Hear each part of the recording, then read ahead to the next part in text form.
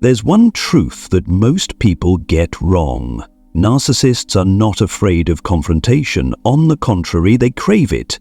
They thrive on chaos, feeding off your emotions, your anger, your panic, even your tears. But there is one thing that makes them tremble and powerless: absolute calm. When you no longer react, when your voice stays steady, your face remains composed, and your eyes don't waver, that's the moment their entire performance collapses. What terrifies a narcissist isn't your screaming, it's your silence.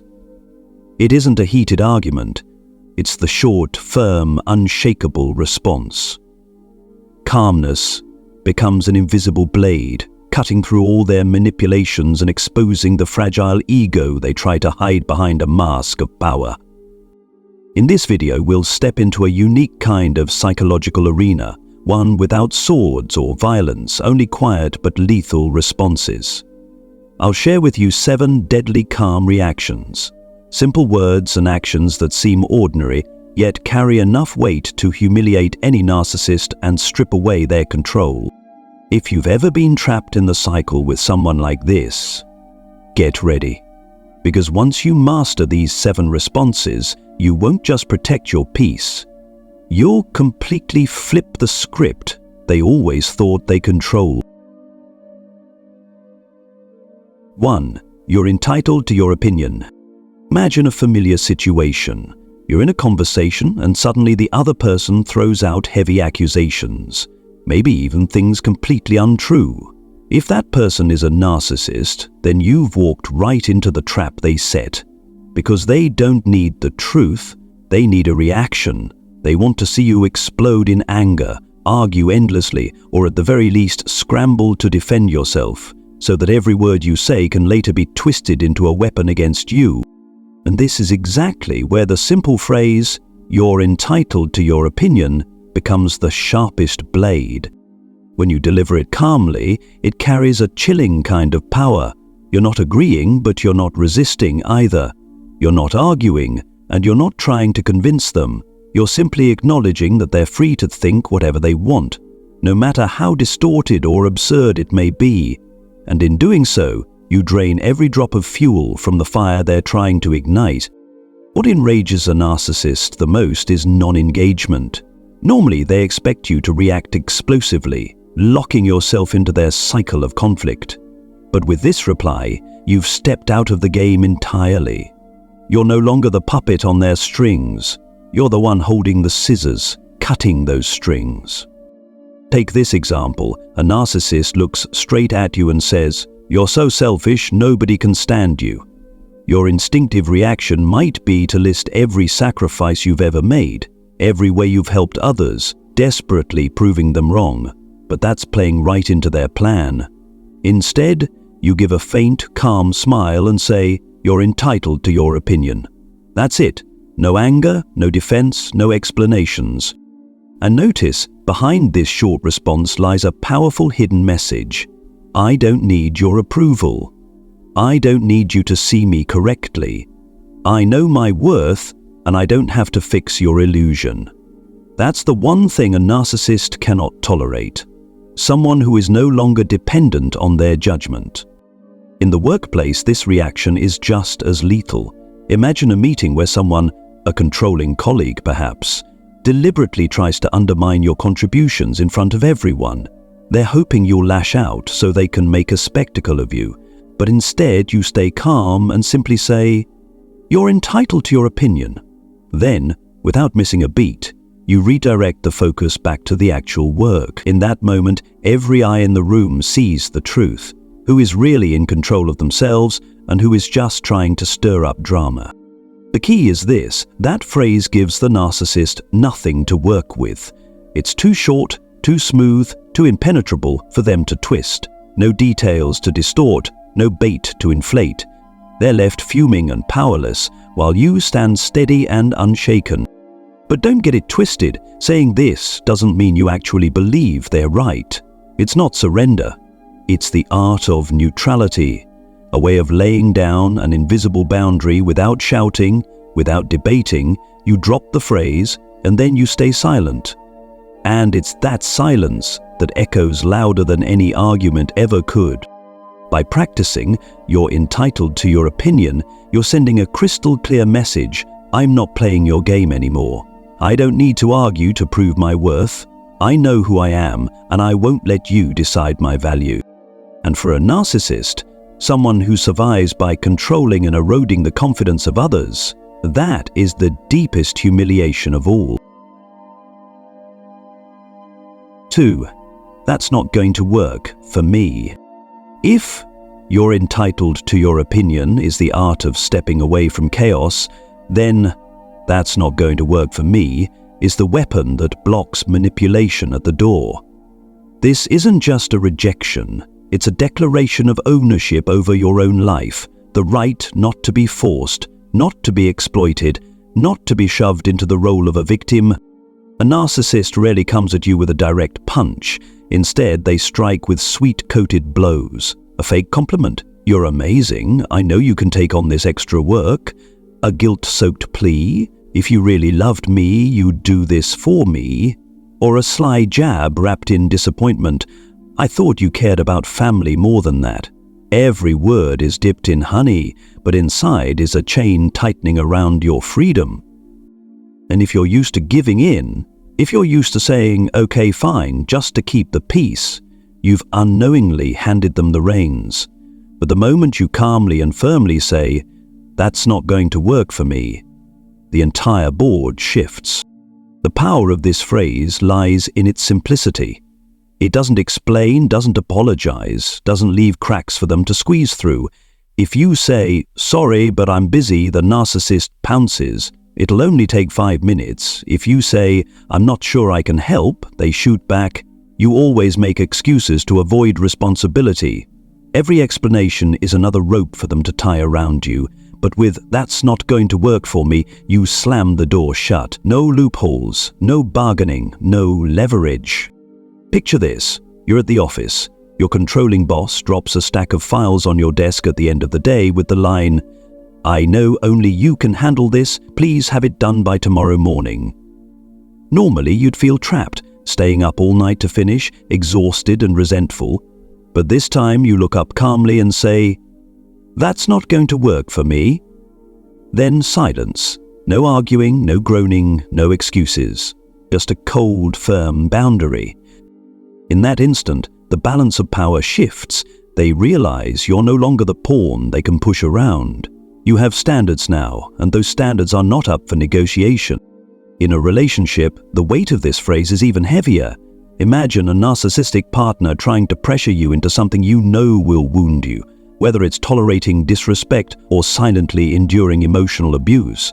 You could cry, beg, or scream, but all of that only fuels their game. Instead, you meet their eyes and say evenly, "That's not going to work for me." No extra words, no justification, just one sentence, carrying the message, "I'm not your pawn anymore. I choose myself." What a narcissist hates most is rejection without gaps. They have nowhere to attack, no emotion to exploit, no details to twist, just a flat, cold wall they cannot climb. And in that moment, they're forced to face the truth. Their power over you is gone. "That's not going to work for me" isn't just a response, it's a lesson. A lesson you teach them, and one you teach yourself. You're training others how to treat you. You're declaring, "I'm not a tool. I'm not here to please you. I have the right to say no." And that is the one thing a narcissist fears most, someone who knows their limits and isn't afraid to enforce them. 3. Silence. In the narcissist's world, words are weapons, and your reactions are fuel. They hurl accusations, sarcastic remarks, fake displays of weakness, or explosive fits of rage, all designed to pull you into a chaotic dance where they lead and you follow. And the moment you respond, whether in anger or in defense, you've handed them exactly what they crave most: your attention. So what happens if you don't say anything at all? If you meet their gaze, or simply turn away and remain silent? That is the narcissist's worst nightmare. Silence Intentional silence is not weakness, nor is it surrender. It is one of the most powerful responses you can use. It cuts the game off at its root, because a narcissist cannot control someone who refuses to play. Picture this. They unleash a string of jabs meant to provoke you. Normally, you'd feel the heat rise in your chest, your mouth rushing to fire back. But this time, you choose silence. You look at them with steady eyes, your face expressionless, a quiet emptiness fills the space, and what happens? They begin to squirm. Narcissists despise empty space. They survive on emotional echoes from others. Every explanation, every sigh, every panicked look, it's all fuel. But when you go silent, they are shouting into a void. No comeback, no reaction, no signal that their performance is landing. And that emptiness is what terrifies them. There's a unique strength in refusing to step into their arena, because the moment you argue, you've joined their chessboard, the place where they play best. But when you stay silent, you refuse the game entirely. You force them to confront themselves, their own desperate need for validation laid bare. Imagine this in everyday life. A narcissist spits out, "Everyone thinks you're useless." They're waiting for you to fire back, to argue, to pull out proof of your worth. But instead you say nothing. You glance briefly at them, then return to your task. No defense, no explanation. The conversation dies right there. Or picture it online when they send a snide text, post a passive-aggressive status, or drop hints meant to hook you. The typical impulse is to respond quickly, clap back, or at least scramble to clarify. But if you stay silent, no comments, no messages, no acknowledgement, then the cage they built to trap you suddenly crumbles into irrelevance. The key thing to remember is this: silence is not enduring or giving up. It is a choice, a conscious choice carrying a crystal clear message. I don't owe you a reaction. I am under no obligation to play your game. I see your tactics, and I choose to stand outside of them. The narcissist will do everything to break that silence. They may escalate, shout louder, or switch tactics, mocking one moment, playing the victim the next. But all of it only proves one thing: your silence has struck their deepest nerve. Active silence is a mirror. Without your voice to feed on, their own insecurities echo back at them. They start to wonder, what are you thinking? Do you still care? Have you already left me? And in that silence, they lose control. When you learn to wield silence as strategy, you realize victory doesn't always come from words. Sometimes it comes from the empty space where you hold all the power, and they drown in their own insecurity. 4. Interesting? There's a single short word that seems harmless at first glance, but when used in the right moment, it becomes an invisible dagger that pierces straight into a narcissist's fragile ego. That word is interesting. Why does such a simple word carry such destructive power? Because narcissists live for your reactions. They want you angry. They want you awkwardly laughing. They want you arguing. They even want you crying. As long as you're showing emotion, they know they've pressed your psychological buttons. But when they speak and all you give back is a calm, one-word reply, interesting, the entire game falls apart. Picture this. A narcissist looks at you with a mocking tone. Oh, you're still at that same job? Some people just never seem to get anywhere. The line is crafted to stir shame, to make you defend your choices. Normally, your pulse quickens, your chest tightens, and you rush to reply, I stayed because it's stable, I'm doing well there. But instead, you simply glance at them, smile faintly, and let out one word, interesting. Suddenly, they're the one who's rattled. Why? Because interesting carries no emotion. It's not agreement, but it's not rejection either. It gives them no clue about what you think or feel. It's like a cold wall. They throw the ball, but it doesn't bounce back. They drop bait, but the water stays still. The real power of interesting is its ambiguity. It flips the script. You become the observer and they become the observed. Instead of you scrambling to defend against their attacks, now they're left wondering, what do you mean by that? Are you mocking me?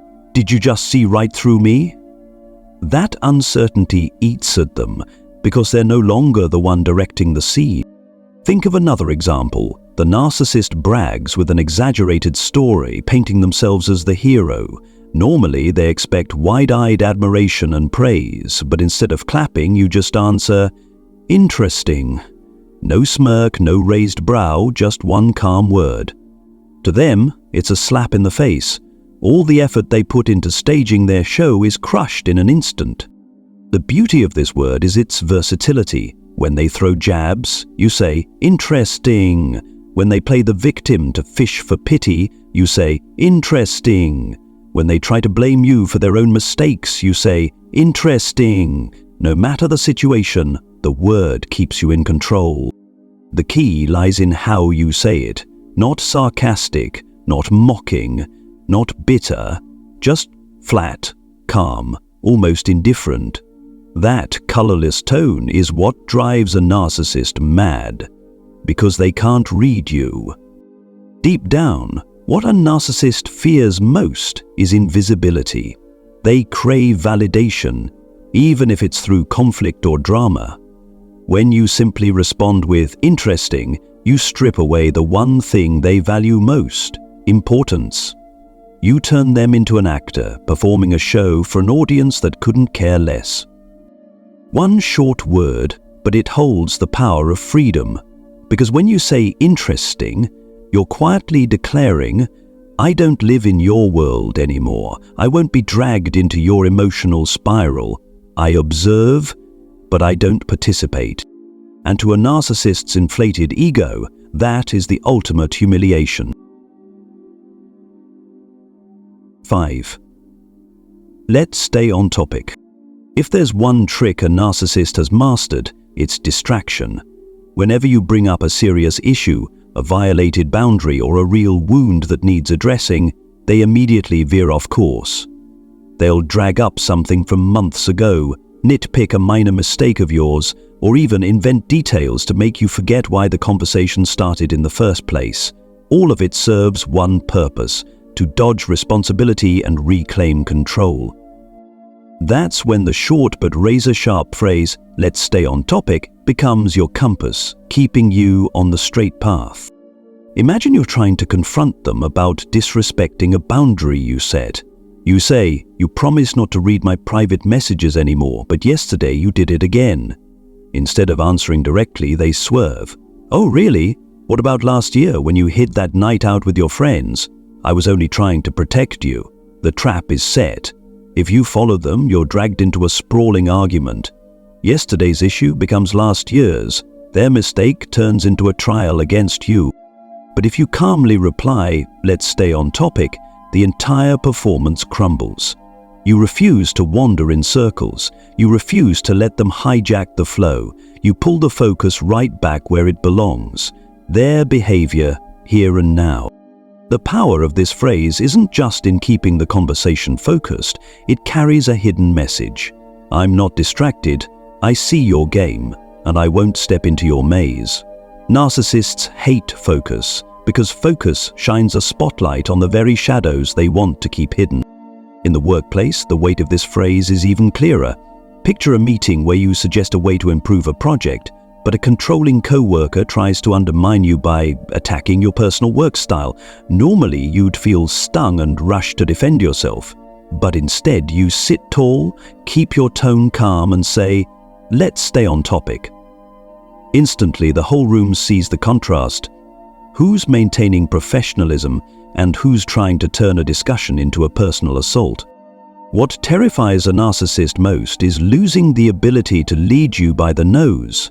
"Let's stay on topic" is like a rope pulling you out of the swamp of arguments, keeping you steady on solid ground. It shifts you from the passive role into the one setting the pace. Remember, when you get dragged into endless tangents, you lose not just time and energy, you lose the truth.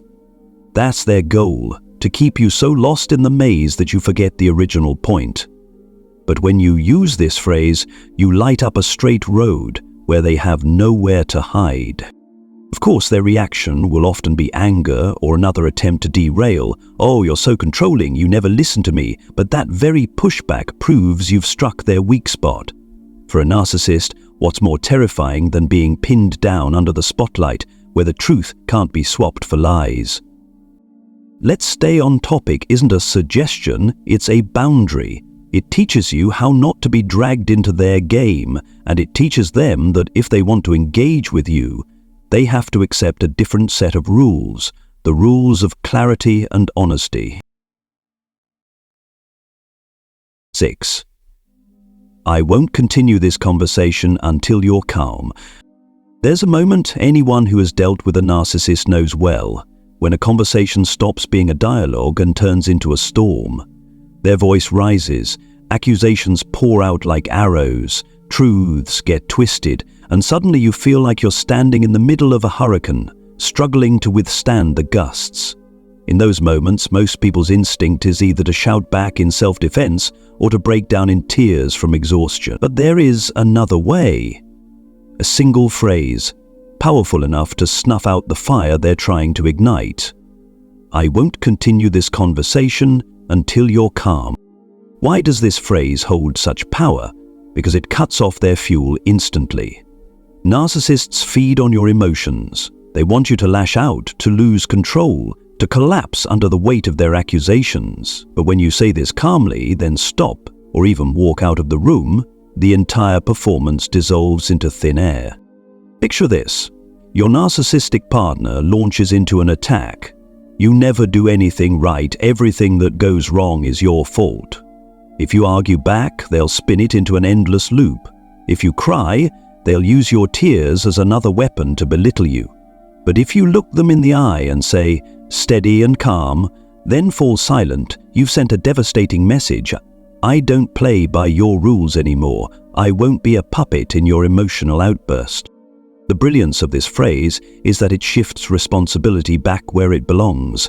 Narcissists dodge accountability at every turn, flipping the script to make you the guilty one. But this statement puts the line in the sand.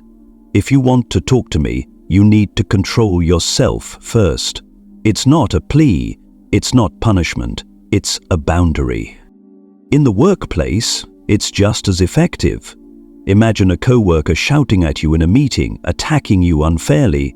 If you shout back, you lose ground. But if you remain composed and respond, I won't continue this conversation until you're calm, then sit quietly, the entire room immediately sees who's in control of themselves and who's losing it. Of course, the narcissist's first reaction will often be to escalate. They may sneer, "Oh, you think you're so superior," or accuse, "You're just avoiding the issue, you never listen to me." But that very reaction proves you've hit their weak spot. Nothing infuriates a narcissist more than failing to drag you into their rage. Remember, the power of this phrase isn't in the words alone, it's in the consistency of what you do next. You don't say it and then keep arguing, you stop, you walk away, or you go completely silent until the storm passes.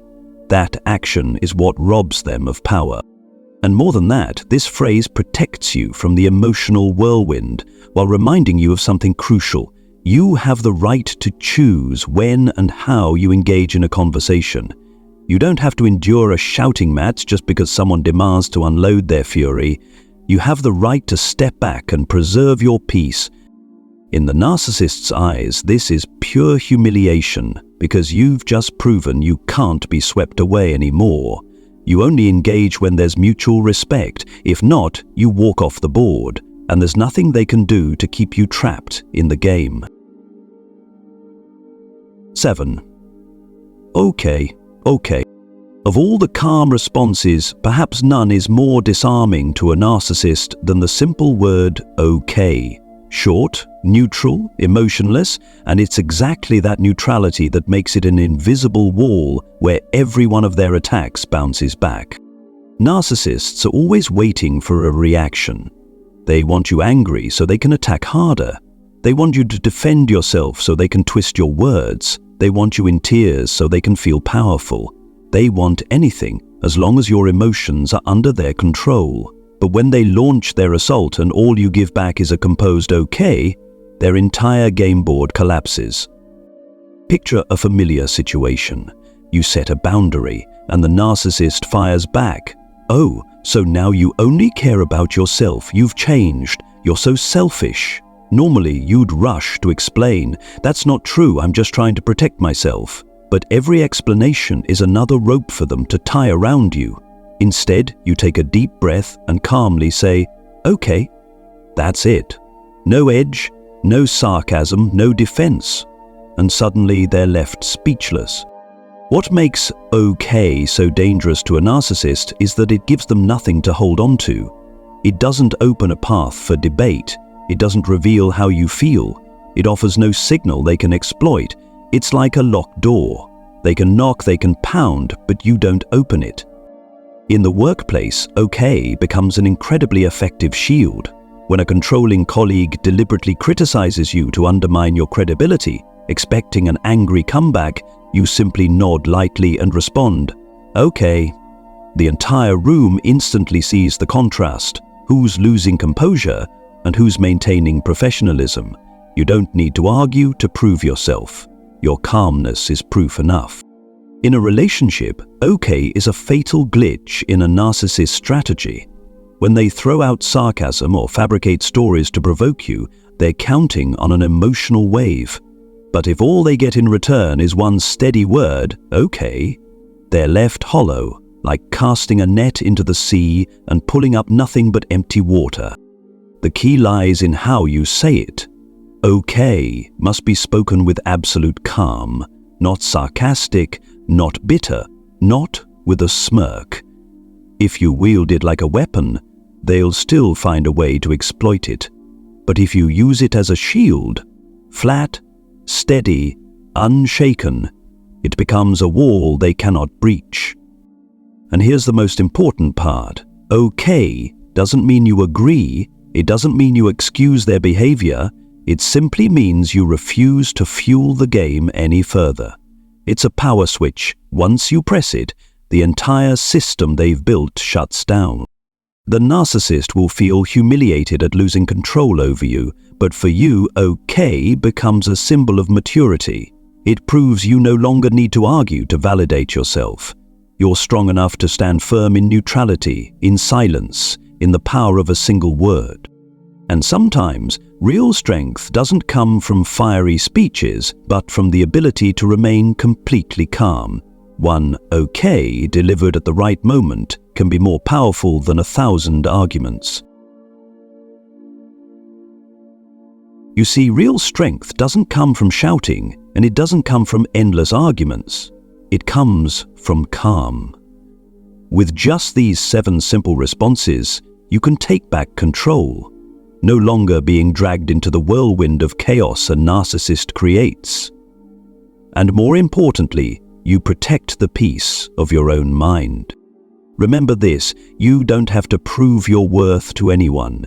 You don't have to chase after being understood. The more you stand firm in your calm, the more the narcissist exposes their own powerlessness. If you found these strategies helpful, don't forget to hit like, share and subscribe so you won't miss the next videos, and tell me in the comments, out of these 7 responses, which one feels like the most powerful weapon for you?